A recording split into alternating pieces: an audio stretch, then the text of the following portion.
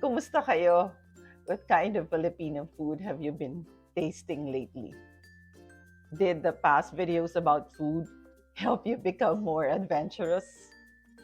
Maybe not just curious or interested about Pinoy dishes or Filipino food. Welcome to my channel, Learn to Speak Filipino for Tourists and Expats. In today's video, well, I'm assuming you have tried some Filipino dishes. We will learn about the Filipino vocabulary or Filipino words that describe taste. So, I'm sure you have picked up masarap. So, it's the default word, should I say, for describing Filipino food that you find delicious. Okay, so masarap. Masarap means delicious. So if you find our adobo or kare-kare delicious, then you say masarap. Okay? There are several ways to say masarap also. You can say ang sarap. Okay? Ang sarap, then that means it's so delicious. So most common, especially for those foreigners learning the Filipino language, to pick up the word masarap. But let me tell you another one. Could be a bit mouthful though, because it has a lot more syllables. Masarap can also be malinamnam. Malinamnam. Oh boy, how many syllables did that word have? But it also means delicious and more. Like it's tasty, it's rich. So it's beyond delicious, maybe malinamnam. So food that is so much more flavorful or tasty. If you want to go beyond saying it's simply delicious, that you can say malinamnam. Okay, shall we do it that again? Ma-li-nam-nam. Okay, shall we pronounce it again together? Ma-li-nam-nam. Malinamnam. So while it is also safe to say masarap is also malinamnam, okay, you can try using malinamnam, okay, in other dishes that you really find so delicious or so good. So let's move on. So you now know masarap and then malinamnam. Let's move on to other tastes. Okay? Filipinos love matamis. Okay? Matamis is sweet. Okay? In other Filipino restaurants in the menus, okay, you will see matamis as the word for dessert.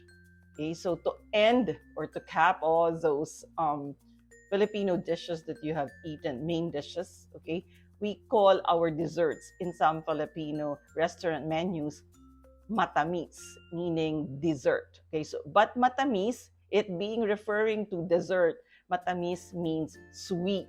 Okay, so asukal, well, sugar is sweet. So maraming asukal, a lot of sugar, of course, then you say matamis. So too sweet or very sweet, you say ang tamis. Okay, so matamis is sweet. So what are foods? What are Filipino dishes, desserts rather, that are popular to be matamis? Well, you have leche flan, you have biko, you have biko is sticky rice cooked in coconut. So biko is also a kind of dessert because it's sweet. We have leche flan. Leche flan is egg custard. It's made up of a lot of egg yolks, okay, and then milk, okay, and then of course a lot of asukal. That's why it's matamis. So it's a perfect and it's a popular ending to your Filipino lunch or dinner. So let's move on to the opposite of matamis, which is sour. Okay, sour is maasim. Okay, think about green mango. Okay, think about Philippine native lemon. or calamansi. Okay? Think about dipping sauce like suka or vinegar. Okay? All these three are examples of the taste maasim. Okay, shall we do that again? Maasim. Okay? Maasim means sour. Okay, so think about the Filipino dish sinigang. Sinigang is an example of Filipino dish that is considered sabaw or soup, which is tamarind based. Tamarind is sampalok. Okay, so this is the not ripe sampalok or tamarind, and that is the base of the sinigang soup. Okay, so maasim. Maasim is sour. Filipino dishes are also known to be maalat. Maalat or salty. Okay? Asin. Asin is salt. Okay? So maraming asin, a lot of salt, okay, into the Filipino dish. So you say maalat. Okay? Maalat, salty. So if you find a Filipino dish too salty, you say ang alat, too salty. So, maalat, please refer to our video about dipping sauces, okay? Because a lot of our dipping sauces are also maalat. So you think about toyo or soy sauce, of course, asin, salt, or fish sauce, patis. All these are dipping sauces that make the food even saltier. So a lot of foreigners find Filipino food maalat or salty. So moving on, so maalat, salty, comes with maanghang, which is spicy. So if Filipino dishes are maalat, salty, it's usually coupled with or complemented by or together with chili, okay, or maanghang, sile. Sile is the Filipino word for chili. So maanghang is spicy. Think about, have you ever tasted Bicol Express? Okay? Bicol Express is an example of a very spicy Filipino dish which originated from the southern part of Luzon, okay, Bicol, where there are a lot of coconut, because it has coconut cream, and with chili, a lot of chili or sile.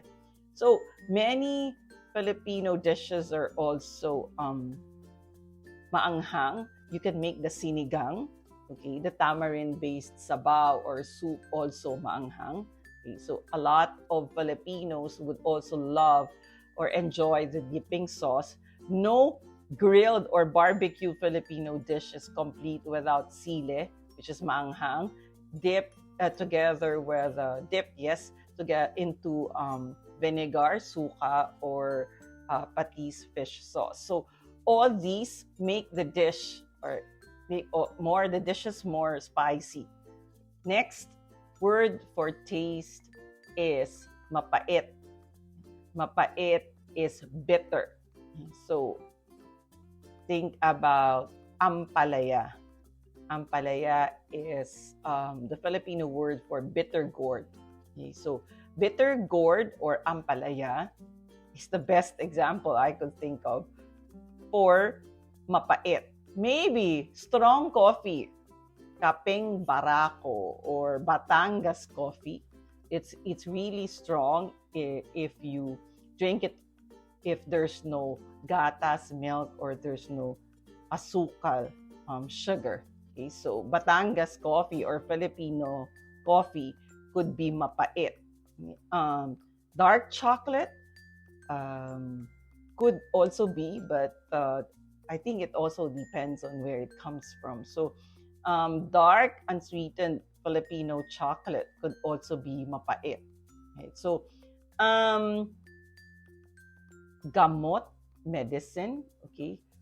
Gamot, medicine. Gamot from halaman, plant, herbal medicines, okay, or medicines from plants. Many plants in the Philippines are used for medicines. No? So one example for mapait then, not food, not dish, not beverage, kape or chocolate, but gamot or medicine, because there are a lot of plants in the Philippines, herbal, are used as herbal medicines. Okay, so mapait is bitter. Best example then is ampalaya, which is bitter gourd. Incidentally, it is also um, used to be a food supplement for diabetes. If a fruit is not fully ripe or it's not yet ripe and you eat it, okay, Filipinos describe the taste as mapakla.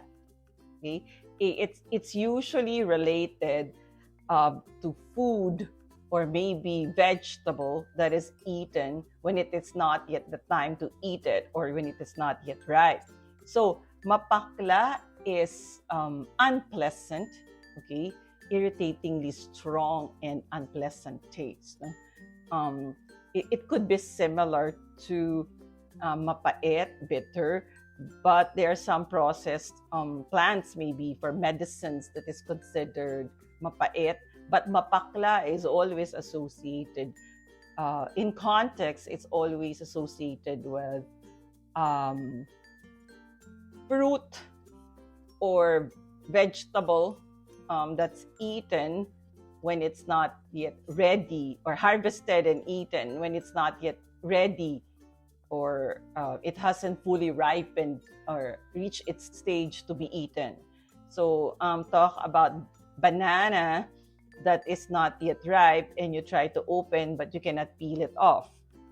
Tubig, water, is matabang.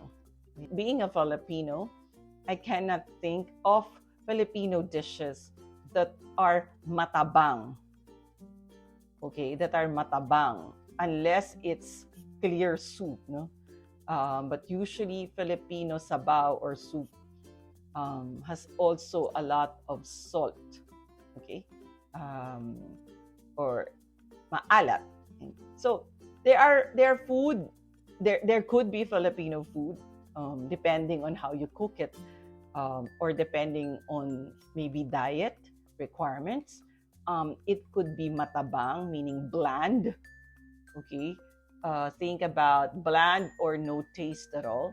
Okay, very little asin or salt. Filipino food is malasa, tasty. That is why it has a lot of flavors. That is why it's called malinamnam, and that is why we always say for default that Filipino food is masarap. If I missed out on something and if there's a taste you would like to ask about or I missed out, ask about it in the comment section. For all those dishes or Filipino food that I have mentioned that you're not familiar with, maybe you could also look into the other videos related to dipping sauce or how to cook, ways to cook Filipino food, or how we the terms, what are the terms that we use, all referring to Filipino food. Well, on that note, I will see you on the next video. Kain tayo. I hope after this, kain tayo, you become more adventurous with our Filipino dishes. Maraming salamat po.